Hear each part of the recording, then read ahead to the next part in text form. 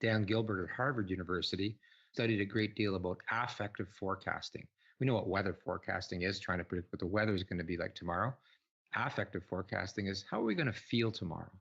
And what he's learned through his research is that we rely on the present to predict the future. So how that applies to procrastination is that moment when you decide, no, I'm not going to do this today, how do you feel? When I give talks to students or general audiences, the first word that comes to mind is relief. And then many other people just say, I feel good.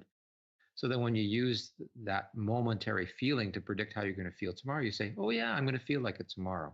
So there's one cognitive bias that leads us to believe, I'm going to want to do this tomorrow. I don't know where we get this belief as adults, but we seem to have this belief that we have to be in the mood to do something, that motivation precedes action. And it's often the other way around. In fact, social psychologists showed us years ago that attitudes can actually follow behaviors, not behaviors following attitudes. And it's so true of motivation. In fact, there's some very interesting research that shows even a little progress on a goal fuels our well-being, which is a great thing considering procrastination is typically that downward spiral. So it's really the antidote in some ways to how do I get out of this trap? Well, a little bit of progress fuels our motivation. We don't wait for the mood or the muse. We'll be waiting there a long time.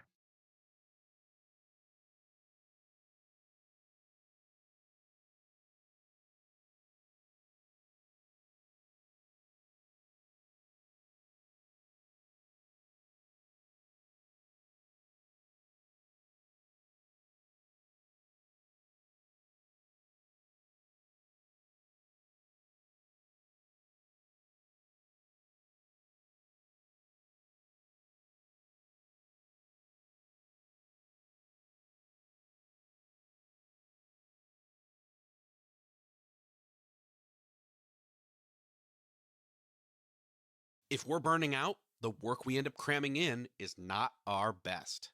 How can we expect our mind to operate optimally if we are constantly throwing tasks at it with no rest and recuperation? And it's not as if the busyness of our jobs is the only threat to our mental health. Technology, the news cycle, and social media form a triple threat in terms of the information overload we invite into our lives. How can we change our always on, always connected habits, like constantly checking our phones?